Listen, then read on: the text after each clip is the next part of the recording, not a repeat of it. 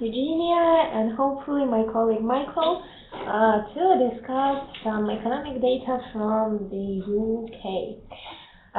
So today we are going to talk about the labor market, specifically about the UK claimant count change. So the UK labor market is seen tightening further towards the end of the year. But today we also will see some data on average, average earnings index, and that's what we can say right now is that the rate of wage increases remains subdued so far this year, partly due to significantly low inflation and slower than expected productivity growth. So, the UK unemployment rate is seen to remain unchanged at the current 5.4% in the quarter to September, while jobless claims, or UK claimant count change, is expected to rise by around 1.4K between September and October, and this is well below the prior month's reading of 4.6K. As to the wage growth, including the bonuses, these are seen to accelerate from 3% to 3.2%. Yes, so what we also can say about the labor market is that in the recent November release of inflation report prepared by the Bank of England, the labor demand growth had remained robust in the UK, and both wage and productivity growth had picked up since last year, but still these indicators remained below the pre-crisis rates. The new forecast also showed that the Bank of England saw the jobless rate falling further to 5.3% in the first quarter of this year, then remain around the level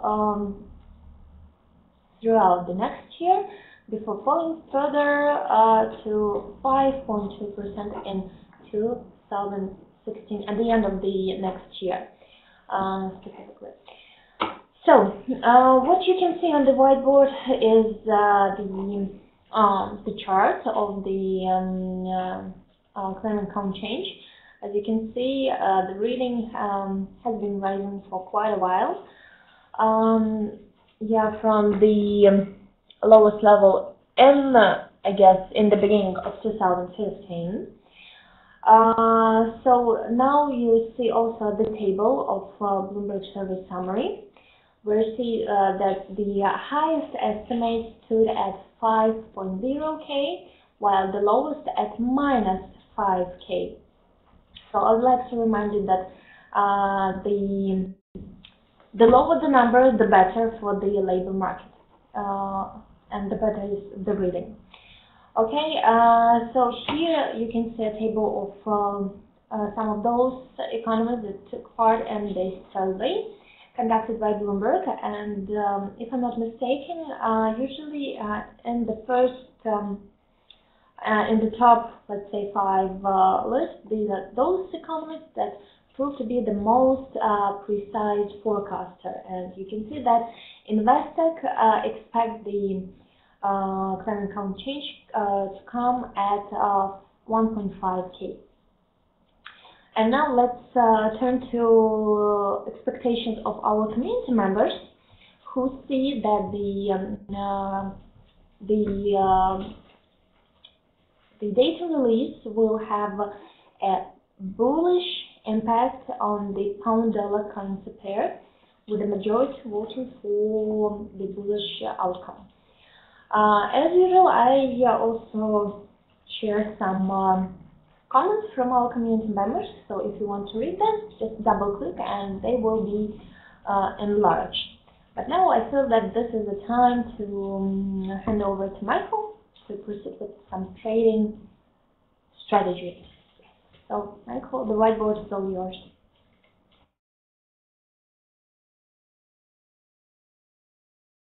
Thank you, Eugenia. So hello everyone. For today's data release, I've been deciding which strategy to choose and finally came up with the negative surprise trading strategy, despite the rather bullish forecast for the claimant count change. So the pair for today is the cable, of course, now with a rather bearish sentiment of 60.08%. And yeah, so the US dollar is being bought in only 44.80% of all cases, and the sterling sold in the vast majority, well, not the vast, but in the majority, 55.75% of all cases. And in the 50 pip range, there is 54.17% of all orders to sell the sterling, and in the 100 pip range, there is almost 57% also to sell the British pound. However, other market participants have a positive outlook for the sterling, as Rand has 55.42% of traders holding long positions. Saxo Group has 52.38% of bullish traders, and TLFX has even more, 68% of traders with a positive outlook. But nonetheless, our sentiment is bearish, and we expect the pair to go down as well. So, if we move to the market reaction table, you can see that the data, specifically the claimant count change, used to disappoint in the previous 5 months, with the only exception being 3 months ago, when we had a better reading. So, I reckon that today, despite the positive forecast, we will probably see a weaker number as well. But that's just my prediction, so that might not be true. Nevertheless, the largest reaction we had was 5 months ago, with 65 pips, and the smallest one in the previous month, 34 pips. So based on these averages, we could calculate the average reaction for today, which is approximately 49 pips, the reaction we could expect today. And based on this reaction, we said we take profit and stop loss levels accordingly, with the stop loss level currently at 1.5197, which is quite close also to the 4-hour R3, the daily R3, and of course the 1.52 major level. So that is quite a strong resistance cluster that should prevent the pair from going higher in case the data is actually better than anticipated. While the stop loss level lies almost on top of the 1.51 psychological level, which is also a rather strong support, and we might see a decline towards this area in case the data is actually worse as we're expecting. However, we also have a support trend line, which has been there for since the Friday's NFP, US NFP data, and the pair has been in the uptrend ever since, so through the weekend and since up till today. So we might see a decline towards this trend line, which could limit the losses as well, so that is a level to consider. Maybe the data will meet expectations or be slightly worse, then we can see a fall towards this area, or maybe some secondary data will also be better if the claimant count change disappoints. So concerning the technical indicators, they are actually giving us neutral signals in the 10-minute time frame, bearish in the 30 daily and the weekly ones, while there are bullish signals in the hourly and the 4-hour ones. So the most important one is the 30-minute one, and it is giving us bearish signals, so suggesting the pair would go down. And since the hourly and the 4-hour ones are bullish, that means that the trend line might get confirmed once again, and we already see a small reaction to the downside. So I'm guessing the data is actually worse as we were expecting.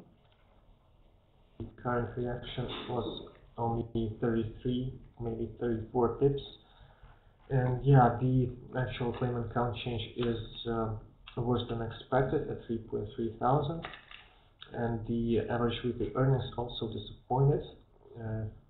They are 3%, down from the expectation of 3.2. So hence we see a reaction to the downside, but still it's not as large as we expected. The trend line was also not reached, but nonetheless it remains in play. And I guess that is all from my side for today, and back to you, Eugenia. Thank you, Michael, so very much. Thank you, Yaroslav, for helping us out. So that would be it from our side concerning the data release for today. But be aware that at 12 GMT, we are looking forward to seeing everyone during our daily webinar, not daily, but today's research webinar. So make sure that you are here with us at 12 GMT. And now, get back to you, Hassan Hamad, and thank you so much for your time once again. Bye.